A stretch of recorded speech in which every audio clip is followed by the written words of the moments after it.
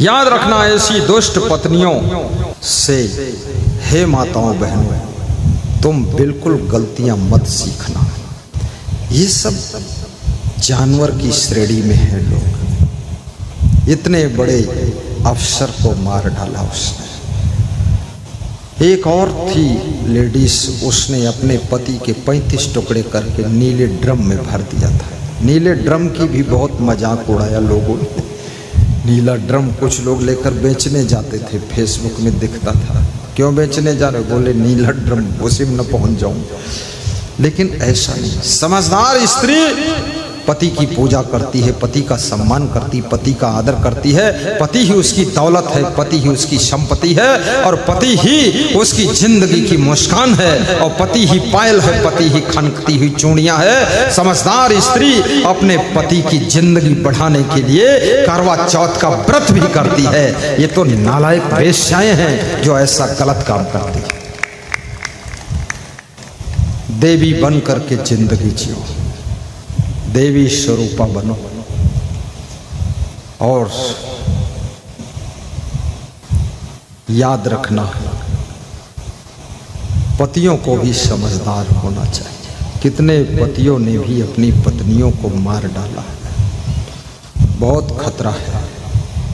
मेरा संत बता रहा था कि एक बालक हमारे पास साधु बनने आया, तो मैं साधु नहीं बनाया। मैं साधु जल्दी बनाता नहीं, थोड़ा ट्रेनिंग लेता हूँ, बैठ करता हूँ, लेट करता हूँ, फिर उसको सेट करता हूँ, और फिर देखता हूँ कि ठीक है बिल्कुल, तब बनाता हूँ। क्योंकि याद रखना बहुत जल्दी में जिसको शिष्य बना लोगे, साधु बना लोगे, तो मुश्किलें बढ़ सकती।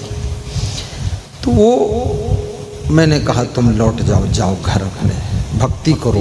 वो घर गया, उसने शादी किया, अपनी पत्नी को रात में गिरा कर उसके सीने पर बैठकर उसका हंसिया से गला काटता है। तो हम लोग जब ये सूचना सुने कि वो जेल में बंद है, 20 साल की कैद है, तो मैंने कहा बाल बाल गुरु बच गया, ने मेरा गला चक्कूस काट देता। कहीं रात में गिरा लेता, पर मेरे से जीत नहीं पाता।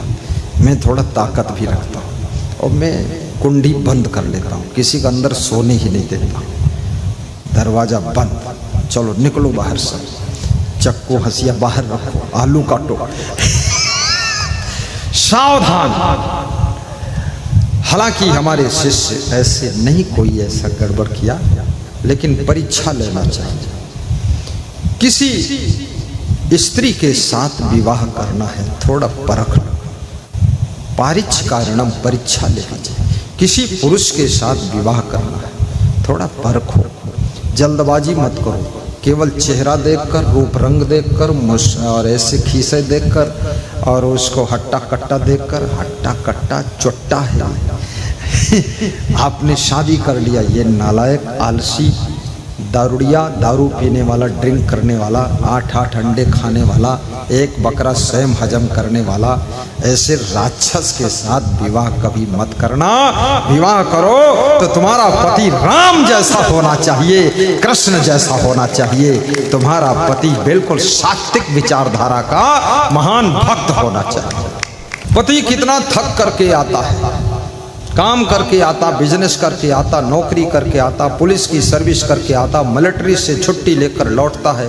एक नेता रात दिन भागता है, जागता है, भूखा है, प्यासा है, ऊट पटांग खाता पीता है, कहीं मिला कहीं नहीं मिला, लेकिन जब घर आता है और उसकी पत्नी उसको देखकर मुस्कुराती हुई नमस्कार करती है, तो उसकी सारी थकान मिट जाती है।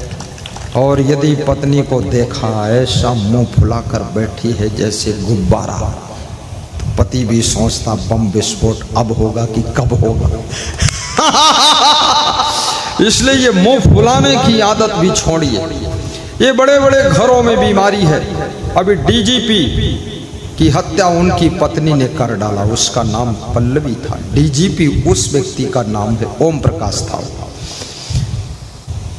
कर्नाटक प्रदेश का वो डीजीपी था, संपूर्ण पुलिस का अधिकारी था। सब पुलिस के ऊपर एक अफसर होता डीजीपी, और उसकी पत्नी ने उसकी हत्या कर दिया है। सोचिए, अब ये रिवाज प्रारंभ हो गया है कि पत्नियां पतियों की हत्या करना शुरू कर चुकी हैं। लेकिन यहाँ जितनी पत्नियां बैठी हैं, तुम लोग ये बात मत सीखना कि हम भी पति की हत्या करते हैं। आपको यदि पति की जरूरत नहीं है तो पति से तलाक लीजिए, छोड़ दीजिए, जिंदा रहने दो उसको, मारो मत, बेचारे को छोड़ दो, मेरे पास आ जाए, मेरा संचालन करेगा, भजन गाएगा, जिंदा रहेगा, रूखी सूखी रोटी हम खाएंगे, उसको भी खिलाएंगे, तो फिर मेरे साथ। तो कबीर साहब कहते रूखा सूखा खाई के ठंडा पानी पीऊ, और देख पराई चुपड़ी मत ललचावे जीव। पर मेरे साथ ये साखी लागू नहीं होती। मेरे साथ में तो दही चूड़ा खाई के, और रसगुल्ला बर्फी खाई के, और जलेबी हलवा खाए के, पानी बिल्कुल मत पियो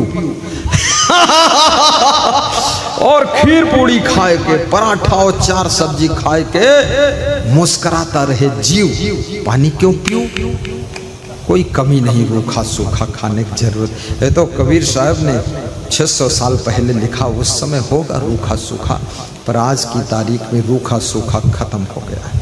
आज की तारीख में रूखा सूखा तो वे खाते हैं जो अरबपति हैं, करोड़पति हैं, खरबपति हैं, वह लोग राष्ट्रपति हैं, वो सब रूखा सूखा खाते हैं, क्योंकि उनको ऐसी बीमारी आ गई। डॉक्टर उनको बताता है आटा के भूसी जो होती है, चोकर, उसकी रोटी खाइए। मैं तो कहता हूँ बड़ा बढ़िया बात है, चोकर तुम खाओ जो जानवर खाते, और बाकी माल हम लोग छकेंगे, वो चोकर खाते हैं। एक बहुत बड़ा राज्यपाल मुझसे कह रहा था, ऐसे झंझट में फंस गए हम, शुगर हो गई। तो हमने कहा कोई बात नहीं, पैदल चला कर। तो उसने टांग उठाकर दिखाया, बोले यहाँ नीचे पाँव में हड्डी साइड में निकल गई थी, चल भी नहीं पाता। तो हमने कहा माल छका करो। बोले माल छकता हूँ तो फिर शुगर बढ़ती है। तो हमने कहा क्या खाते हो? बोले रूखा सूखा खाए। तो हमने कहा ठंडा पानी पीते हो? बोले डॉक्टर ने कहा गर्म पीऊं। पानी भी गर्म पीता हूं। याद रखना, स्वास्थ्य भी अच्छा रखिए, मन को भी अच्छा रखिए, इंद्रियों को सही मार्ग पर चलाइए, बुद्धि को भी अच्छा रखिए।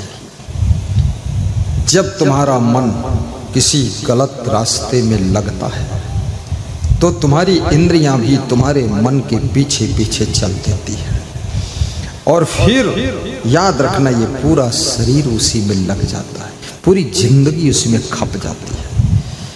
इसलिए मन को संभाल कर रखना। ऐसे गीत मत गाना, मेरा मन डोले मेरा तन डोले, मेरे दिल का गया करार रे, और कौन चलावे साइकिलिया, कौन बजावे बांसुरिया, और कौन चरावे भैंसिया। ये सब गीत मत गाइए कि गोटेदार लहंगा निकलूं जब डाल के, और छुरिया चल जाए मेरी मत वाली चाल। ऐसे ऐसे नालायक लोग गीत बनाते हैं जिसको सुन करके आधे लोग तो ऐसे ही घायल हो जाते हैं, और बहुत सारे लोग उसे बार बार सुनते हैं, बेडरूम में बेड पर पड़े रहते हैं कि छुरिया कब चलेगी, मैं कट जाना चाहता हूँ। हंसते क्यों नहीं? फंसे कहाँ तुम लोग? इतनी छुरिया अभी चली नहीं तब भी टेंशन है कहाँ चलेगी, तुम्हारे पर थोड़े चलेगी।